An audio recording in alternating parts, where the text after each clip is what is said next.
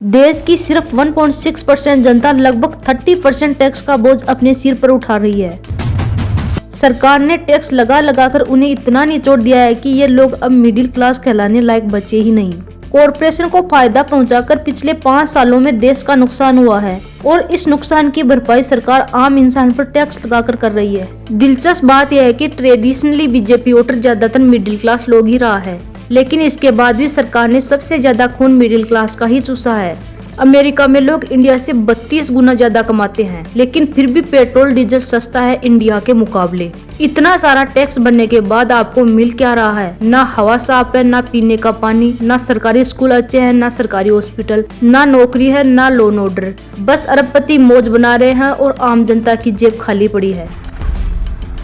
जिस तरह से सरकार मिडिल क्लास को निचोड़ रही है, लोगों को धीरे धीरे इसका एहसास हो रहा है। लोग अब अपनी आंखें खोल रहे हैं। पिछले महीने जीएसटी परिषद की बैठक के बाद जब वित्त मंत्री ने इसकी घोषणा की कि पॉपकॉर्न पर कई तरह से जीएसटी लगाया जाएगा, नॉन ब्रांडेड पॉपकॉर्न पर 5% जीएसटी, ब्रांडेड पॉपकॉर्न पर 12% जीएसटी और कैरमेल पॉपकॉर्न पर 18% जीएसटी। पॉपकॉर्न का ट्रीटमेंट में जब तक वो नमकीन है, सॉल्टेड है, मसाला एडेड है, चटपटा मसाला है, चिली पाउडर है, कुछ हो, सब 5%। But when it has added caramelised sugar, it is no longer नमकीन। इस बात से सोशल मीडिया पर काफी हंगामा मच गया, जिसमें नेटिजन निर्मला सीतारमण का मजाक उड़ाया गया। लोग निर्मला सीतारमण को वसूली ताई कहने लगे। इंटरनेट मीम से भर गया। किसी ने लिखा कि निर्मला सीतारमण अपने ऊपर बनाए गए मीम्स पर भी टैक्स लगा सकती है।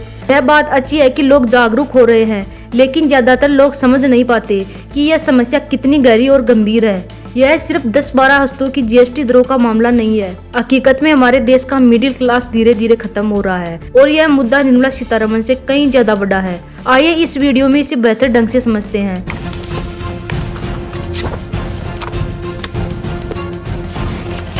दो 2024 की दूसरी तिमाही में भारत की सबसे बड़ी FMCG कंपनी हिंदुस्तान यूनिलीवर का बेनिफिट पिछले वर्ष की तुलना में 3.86% कम हुआ है। FMCG का मतलब है फास्ट मूविंग कंज्यूमर गुड्स, या फिर कहो कि पैक किए गए खाद्य पदार्थ। इसमें cosmetic, skin care, clinic product, health supplement, diaper जैसी चीजें भी आती है।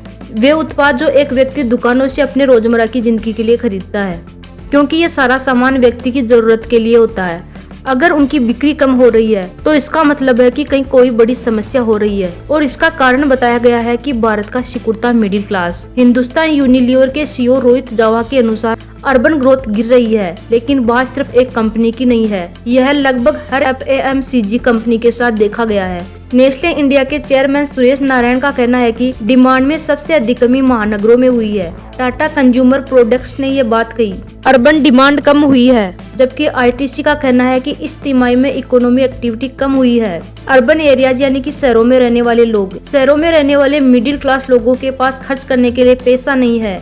सरकार ने उन पर इतना अधिक टैक्स लगा दिया है कि शायद वे अब मिडिल क्लास रहे ही नहीं। इसे विस्तार से समझने से पहले हमें यह समझने की जरूरत है कि आखिर ये मिडिल क्लास होते कौन हैं। एक वेरी पॉपुलर फ्रेमवर्क जो यहाँ इस्तेमाल किया जाता है, इसे बिजनेसमैन किशोर बियानी द्वारा विकसित किया गया। यह इंडिया को 3 सेगमेंट में डिवाइड करता है। पहले सेगमेंट में लगभग 120 मिलियन या कहे कि लगभग 12 करोड़ लोग आते हैं। उनकी पर पर्सन इनकम लगभग 1.23 मिलियन पर ईयर है। यह है इंडिया के अपर क्लास लोग, जिसे कंज्यूमिंग क्लास के नाम से भी जाना जाता है, और इस सेगमेंट को इंडिया 1 के नाम से जाना जाता है। देश में 50 से 60% कंज्यूम्पशन ओनली इसी क्लास के द्वारा की जाती है। इसके बाद आती है सेकंड नंबर पर मिडिल क्लास। इसे एस्पिरेंट क्लास भी कहा जाता है। इसमें लगभग 300 मिलियन लोग आते हैं और उनकी पर पर्सन इनकम लगभग 2.5 लाख रुपए पर ईयर है। यदि परिवार में 4 लोग हैं तो टोटल वार्षिक इनकम 1 मिलियन होनी चाहिए। यह एवरेज है, इसमें थोड़ा अंतर हो सकता है। और फिर लास्ट है इंडिया 3, सबसे बड़ा सेगमेंट, जिसमें अधिकांश इंडियन पॉपुलेशन शामिल है। इसमें सभी गरीब लोग शामिल है जिनके पास कोई सेविंग नहीं है। अधिकांश इंडियन कंपनियां अपर क्लास और मिडिल क्लास के लोगों को सामान बेचने पर फोकस करती है। तो यहाँ पर हो क्या रहा है? इंडियन कंपनीज के तिमाही रिजल्ट में दिख रहा है अपर क्लास के पास खर्च करने के लिए बहुत पैसा है और वे इसे खर्च भी कर रहे हैं। अपर क्लास प्रीमियम गुड्स और सर्विस की ओर बढ़ रहा है, लेकिन मिडिल क्लास टैक्स और महंगाई के बोझ में इतना दब गया है जिससे वो रसोई के सामान भी नहीं खरीद पाते हैं। यही कारण है कि ऊपर से तो आप देखोगे कि जीडीपी तो बढ़ रही है, सरकार के पास पैसा भी बहुत आ रहा है, लेकिन मिडिल क्लास के हाथ खाली पड़े हैं। और तीसरे सेक्शन में लोअर क्लास, उनकी तो पूछो ही मत कि कैसा हाल है। यहाँ गरीबी इतनी है कि उन्हें फ्री के राशन पर निर्भर रहना पड़ता है। तो सवाल उठता है कि ऐसा क्यों हो रहा है? क्या मिडिल क्लास और लोअर क्लास मूर्ख है? क्या वे काम नहीं कर सकते, या वे काम करना नहीं चाहते? क्या वे मेहनती नहीं है? हमारे इंडियन सीईओ की सुनोगे तो उनका तो ऐसा ही मानना है। इन बड़ी बड़ी कंपनियों के सीईओ का कहना है कि इंडियन कर्मचारी आलसी होते हैं, वे काम नहीं करना चाहते। According to the founder of Infosys, Indians are lazy. उनका मानना है कि लोगों को पर वीक 70 घंटे काम करना चाहिए। कुछ लोग तो 80-80 घंटे बताते हैं, कुछ 90 घंटे तक का समय बताते हैं। Our youngsters must say, this is my country. I want to work 70 hours a week. ये सैटरडे संडे का is not an Indian thing. This is a Western thing. I regret I'm not able to make you work on Sundays, to be honest. If I can make you work on Sundays, I'll be more happier. Because I work on Sundays also. What do you do sitting at home? How long can you stare at your wife? How long can the wife stare at your husband? उन लोगों के अनुसार ये गलती आपकी है कि आप गरीब होते जा रहे हो। इसके लिए केवल मिडिल क्लास ही दोषी है। लेकिन क्या ये सच्चाई है? बिल्कुल भी नहीं। सच्चाई कुछ और ही है। वास्तव में दोस्तों, मिडिल क्लास के पास पैसे खर्च करने के लिए इसलिए नहीं है क्योंकि आपके पैसे सरकार और ये बड़े बड़े कॉर्पोरेशन छीन रहे हैं। ये लोग जो आपको बिना मांगे सलाह दे रहे हैं, यही आपको लूट रहे हैं। मार्च 2024 में समाप्त होने वाले वित्तीय वर्ष में इंडियन कॉर्पोरेशन का लाभ 2008 के वित्तीय संकट के बाद 15 वर्षों में सबसे अधिक था। FICCI और कवेस कॉर्प लिमिटेड की एक रिपोर्ट के अनुसार वर्ष 2019 से 2023 के बीच में 6 प्रमुख सेक्टर में इंडियन कॉर्पोरेट्स का मुनाफा 4 गुना बढ़ा है, लेकिन साथ ही सैलरी में वृद्धि नेगेटिव रही।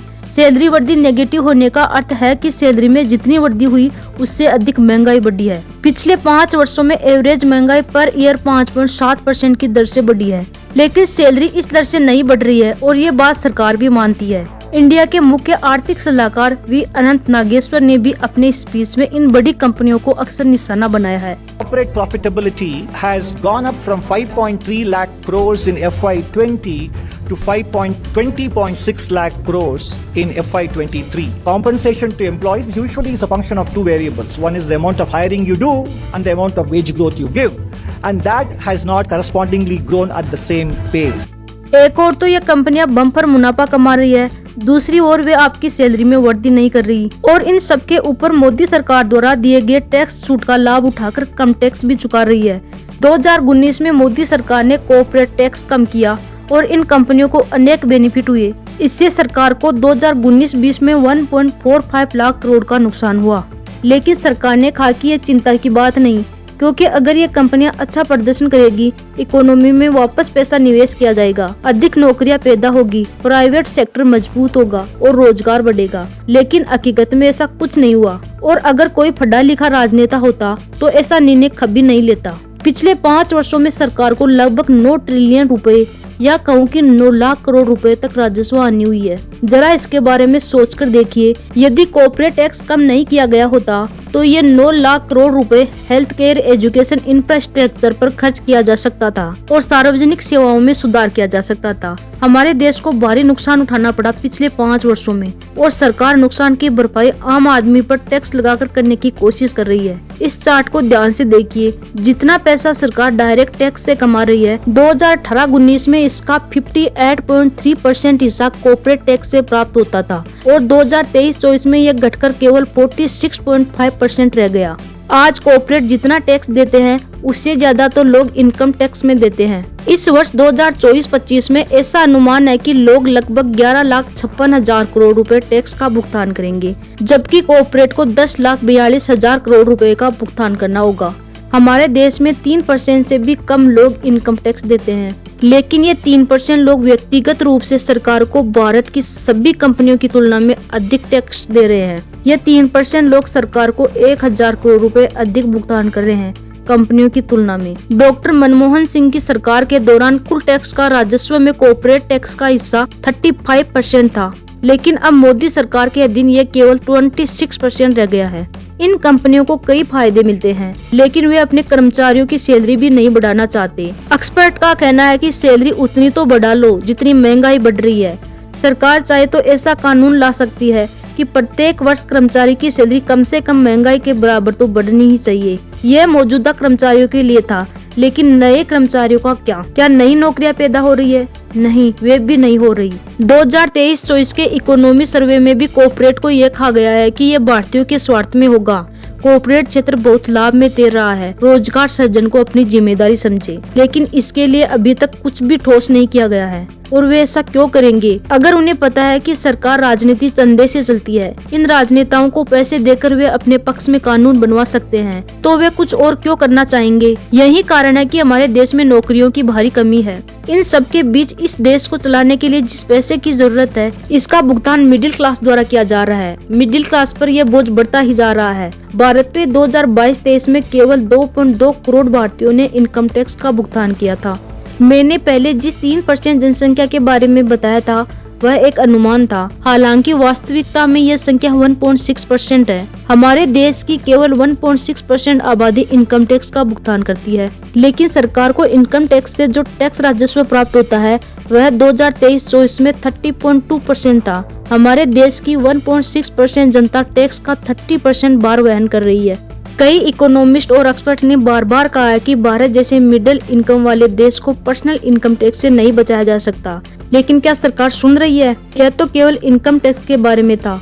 इसके बाद आता है जीएसटी। ऑक्सफैम की एक रिपोर्ट के अनुसार कुल जीएसटी का 60% से भी अधिक हिस्सा इनकम के हिसाब से निचले 50% से आता है। इसका 1/3 हिस्सा 40% मिडिल आबादी से आता है, और वहीं टॉप 10 आबादी केवल 3 से 4% जीएसटी का योगदान देती है।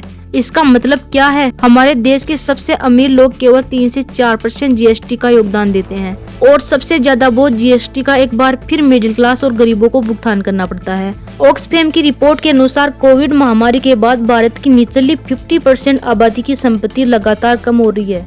वर्ष 2020 में राष्ट्रीय आय में उनकी हिस्सेदारी घटकर 13% रह गई, जबकि कुल राष्ट्रीय संपत्ति में हमारे देश की आधी आबादी के पास 3% हिस्सा भी नहीं है। देश की 72% संपत्ति भारत के सबसे अमीर 10% लोगों के पास है, और टॉप 1% के पास देश की कुल संपत्ति का 40.6% हिस्सा है। जीएसटी जैसे टैक्स को प्रतिगामी टैक्स कहा जाता है, इसकी तुलना में इनकम को प्रगतिशील टैक्स कहा जाता है, क्योंकि जैसे जैसे आपकी इनकम में वृद्धि होती जाती है आप अधिक टैक्स चुकाते हैं। लेकिन जीएसटी के मामले में ये सच नहीं है। यदि मिस्टर नारायण मूर्ति 800 रुपए के जूते खरीदते हैं तो उसे 12% जीएसटी का भुगतान करना होगा, और अगर वही जूते कोई गरीब मजदूर खरीदता है तो उन्हें भी 12% जीएसटी देनी होगी। लेकिन आप जानते हैं कि इन 800 रुपए को खर्च करने में किसे ज्यादा दिक्कत होगी? अब सरकार कह सकती है कि इसलिए जीएसटी की दरें अलग अलग है। यदि जूते की कीमत 1000 से कम है तो जीएसटी 12% है, और यदि इसकी कीमत 1000 से अधिक है तो इस पर 18% जीएसटी लगेगा। लेकिन इन थोड़े बहुत डिफरेंस से फर्क नहीं पड़ता। सच बात यह है कि सरकार ने दैनिक उपयोग की वस्तुओं पर भी जीएसटी लगाया है। पहले से पेय आटा, पनीर, मक्खन, लस्सी, दही, दाल, इन सभी पर 5% जीएसटी लगता है। और मजे की बात तो यह है कि टैक्स 25 केजी तक के वजन वाले पैकेट पर लगाया जाता है। यदि पैकेट का वजन 25 केजी से अधिक है तो उस पर कोई जीएसटी नहीं लगता है। ऐसे नियम क्यों बनाए गए हैं? ताकि इन बड़ी कंपनियों को फायदा हो सके। बड़ी कंपनियां थोक में चीजें खरीदती है और यहाँ पर भी ये टैक्स देने से बच जाएं। जीएसटी के कारण दूध की कीमतें भी बढ़ गई हैं। जीएसटी आने के बाद 18% दवाइयों को 12% जीएसटी ब्रैकेट में शामिल कर दिया है, जबकि पहले इन पर 9% की दर से टैक्स लगता था। इसलिए दवाइयों के दाम भी बढ़ गए हैं।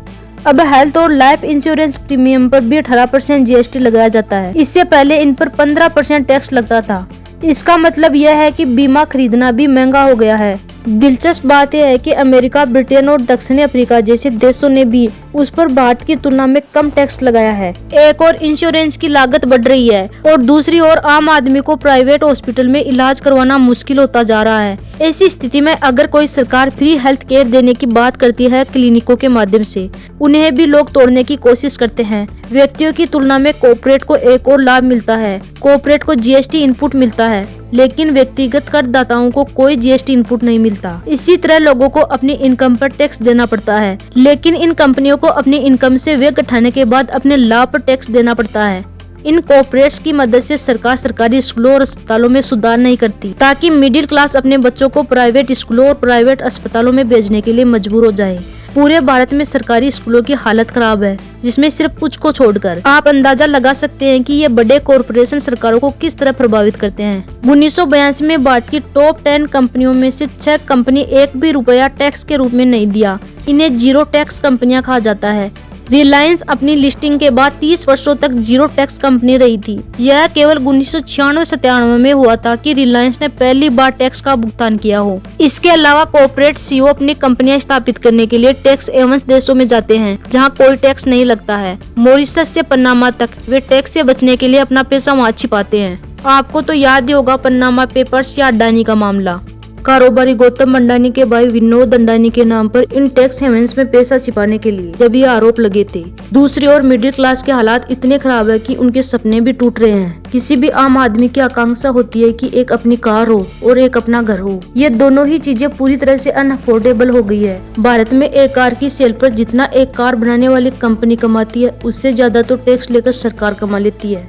जब आप एक कार खरीदते हैं तो इस पर 28% GST लगता है। फिर साइज, इंजन और अन्य फीचर्स के आधार पर इसमें उपकर और अन्य कर भी लगता है। 1200 सीसी की 4 मीटर से छोटी कार पर 29% टैक्स लगता है और 4 मीटर से अधिक लंबी 1500 सीसी तक की कार पर 45% टैक्स लगाया जाता है। SUV पर 50% तक टैक्स लगाया जाता है। एक एग्जाम्पल लेते हैं, टोयोटा की फॉर्च्यूनर भारत में सबसे ज्यादा बिकने वाली SUV में से एक है। दिल्ली में इसकी शोरूम कीमत 31 लाख से 48 लाख रुपए तक है।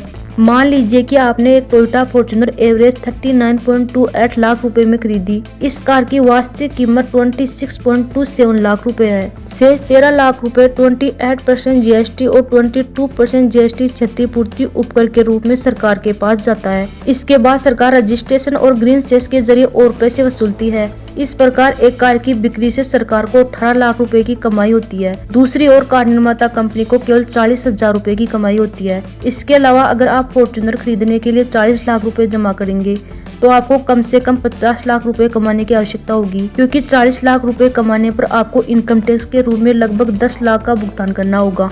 तो कुल मिलाकर एक 26 लाख की कार आपको 50 लाख रुपए की पड़ेगी। लेकिन टैक्स का सिलसिला यही खत्म नहीं होगा। जब आप सड़क पर कार चलाते हो तो आपको RTO टैक्स देना होगा, आपको विभिन्न स्थानों पर टोल टैक्स देना होगा। यदि आप अपनी कार के लिए पेट्रोल या डीजल खरीदते हैं, इसकी लागत का लगभग 50% हिस्सा टैक्स के रूप में सरकार को जाएगा। इसका मतलब है कि अगर आप 100 रुपए का पेट्रोल खरीदते हैं तो 50 रुपए टैक्स के रूप में सरकार की जेब में जाएंगे। फिर आता है घर खरीदना। कंसल्टेंसी फर्म एनोरो के अनुसार भारत के टॉप 7 शहरों में घरों की एवरेज सेलिंग कीमत पिछले वर्ष के 10 करोड़ से बढ़कर 12.3 करोड़ रुपए हो गई है। केवल एक वर्ष में 23% की बढ़ोतरी हुई है। सबसे अधिक वृद्धि गुड़गांव में देखी गई, जहां आवास की कीमतों में लगभग 160% की वृद्धि हुई है। 2019 में यहाँ 7,500 रुपए प्रति वर्ग फुट की दर से घर खरीदा जा सकता था। अभी यह बढ़कर 19,500 प्रति वर्ग फुट हो गई है। इसी तरह नोएडा में आवास की कीमतों में 146% की वृद्धि और बेंगलुरु में 98% वृद्धि हुई है।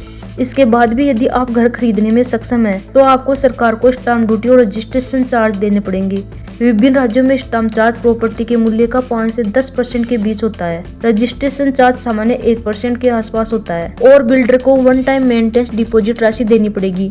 इस पर भी 18% तक GST देनी पड़ती है। अब आप सोचते हो कि घर खरीद नहीं सकते लेकिन रेंट पर तो ले सकते हैं, लेकिन किराए का भी ऐसा ही हाल है। NRO की रिपोर्ट के अनुसार पिछले 5 वर्षों में टॉप 7 इंडियन शहरों में 1000 वर्ग फुट 2 BHK के किराए में 64% की वृद्धि हुई है। नोएडा के सेक्टर 150 में जहां 2019 में एवरेज किराया 15,500 था, 2024 तक यह बढ़कर 25,000 पर मंथ हो गया। इसी तरह मुंबई में 2 BHK का एवरेज मंथली किराया 45,000 रुपए तक पहुंच गया है, जो कोविड से पहले 30% कम था। एक आम आदमी और किन चीजों पर खर्च करता है? बच्चों की शिक्षा पर। प्राइवेट स्कूलों में एवरेज ईयरली फीस 1.5 लाख रुपए तक पहुंच गई है। यदि किसी के 2 बच्चे हैं तो उसे 3 लाख रुपए खर्च करने होंगे, जो मंथली 25,000 रुपए हो गए। इसके अलावा यदि आप गर्मियों से बचना चाहते हैं तो आपको एक AC की आवश्यकता होगी, जिस पर 28% GST देनी पड़ेगी। एक आम परिवार को सामान रखने के लिए फ्रिज की आवश्यकता होगी, उन्हें 18% GST देना होगा। यदि आपके नल का पानी पीने के लायक नहीं है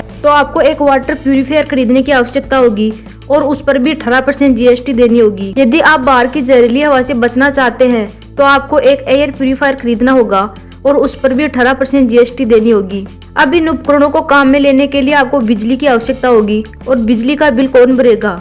जब आप दिल्ली जैसे राज्यों में रहते हैं तो आपको 1 यूनिट तक फ्री बिजली मिलेगी। आपने बिजली का बिल देखा होगा, इस पर आपको प्रति यूनिट बिजली का चार्ज मिलेगा। इस महंगी बिजली में कई टैक्स और चार्ज शामिल है। एग्जाम्पल के लिए यदि आप महाराष्ट्र में रहते हैं तो सबसे पहले आपको निर्धारित चार्ज देना पड़ेगा, फिर एनर्जी चार्ज, यह आपके द्वारा उपयोग की गई बिजली की यूनिटों की लागत है। इसके बाद आपको व्हीलिंग चार्ज देना होगा, ईंधन समायोजन चार्ज लगेगा और फिर 16% बिजली चार्ज लगेगा। और यदि आपकी राज्य सरकार कॉर्पोरेट के साथ चंदे धंधे में है तो हो सकता है कि आपको अधिक दर पर भुगतान करना पड़े।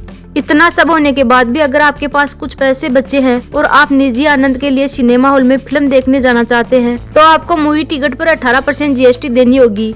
ध्यान रखें कि आप फिल्म देखते समय पॉपकॉर्न न खाएं, अन्यथा आपको उस पर भी 18% GST देनी होगी। इतना टैक्स बनने के बाद भी आपको क्या मिलेगा? ना हमारी नदियाँ साफ है, ना ही हवा, ना सड़कें अच्छी हालत में है और ना ही फुटपाथ अच्छी हालत में है, ना कोई फूड सेफ्टी मानक है, ना उचित पब्लिक ट्रांसपोर्ट है अधिकांश शहरों में।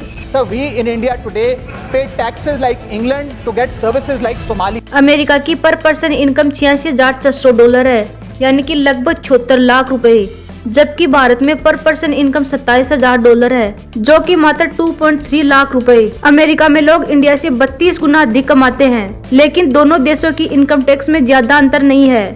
32 गुना अधिक कमाने के बावजूद इंडिया को पेट्रोल और डीजल की अधिक कीमत चुकानी पड़ती है। 2022 में अमेरिका में 1 लीटर पेट्रोल की कीमत 86.97 रुपए थी, जो हाईएस्ट प्राइस थी, जबकि भारत में 1 लीटर पेट्रोल की कीमत लगभग 90 से 100 रुपए थी। इसके पीछे केवल एक ही कारण है, सरकार को दिया जाने वाला टैक्स। सरकार पेट्रोल और डीजल पर 50% से अधिक दर से टैक्स लगाती है, लेकिन ये सिर्फ फ्यूल का मामला नहीं है। भारत में कई अन्य चीजें अमेरिका से भी अधिक महंगी है। भारत में टीवी अमेरिका से भी महंगा है। यदि आप टीवी खरीदना चाहते हैं जो अमेरिका में सस्ता होगा, क्योंकि भारत में इस पर अधिक टैक्स लगाया जाता है। भारत में अधिक टैक्स के कारण कई स्मार्टफोन अमेरिका से भी ज्यादा महंगे हैं। भारत में iPhone 16 की स्टार्टिंग प्राइस 79,900 रुपए है और अमेरिका में इसकी प्राइस 67,000 रुपए है। एक बार फिर इसका कारण है सरकार द्वारा लगाया जाने वाला टैक्स। भारत में iPhone पर इनपुट ड्यूटी जैसे टैक्स लगाए जाते हैं और साथ में 18% GST। कुल मिलाकर एक iPhone पर 40% तक टैक्स लगाया जाता है।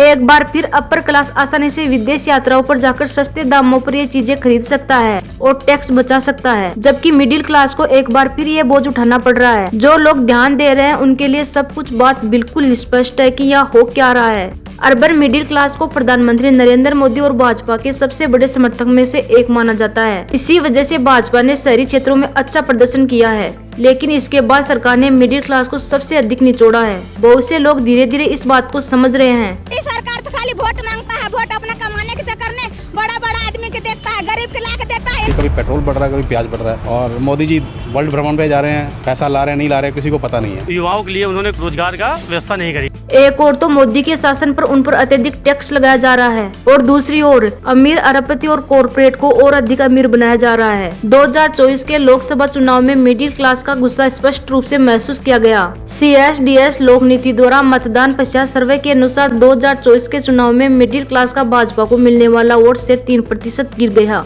इसके साथ ही अपर मिडिल क्लास में भी 3% की गिरावट आई है। परिणाम स्वरूप भाजपा को अपने दम पर बहुमत नहीं मिल सका और 240 सीटों पर ही सिमट गई। लेकिन इसके बाद 6 महीने हो गए और मिडिल क्लास को अभी भी इसी तरह से निचोड़ा जा रहा है। महंगाई तेजी से बढ़ रही है, लेकिन सैलरी नहीं। कॉर्पोरेट मुनाफा रिकॉर्ड ऊंचाई पर है, लेकिन लोगों के लिए जीवित रहना मुश्किल हो रहा है। मिडिल क्लास के संघर्षों के प्रभाव का असर केवल इकोनॉमी पर ही नहीं पड़ता, बल्कि डेमोक्रेसी पर भी पड़ता है। हार्वर्ड यूनिवर्सिटी के इकोनॉमिस्ट रॉबर्ट जे बारो के शोध से पता चलता है कि वे देश जहाँ राष्ट्रीय इकोनॉमी का अधिकांश हिस्सा मिडिल क्लास के हाथ में है, उन देशों के लोकतांत्रिक बने रहने की संभावना बढ़ जाती है, और जिन देशों में मिडिल क्लास सिकुड़ना शुरू हो जाता है, इससे लोकतंत्र को खतरा पैदा होता है। इसलिए यह इम्पोर्टेंट है कि जो राजनेता कॉर्पोरेट के साथ काम करते हैं, आपको उनका समर्थन करना बंद करना होगा, उन्हें वोट देना बंद करना होगा, ताकि मिडिल क्लास अपनी ताकत वापस पा सके।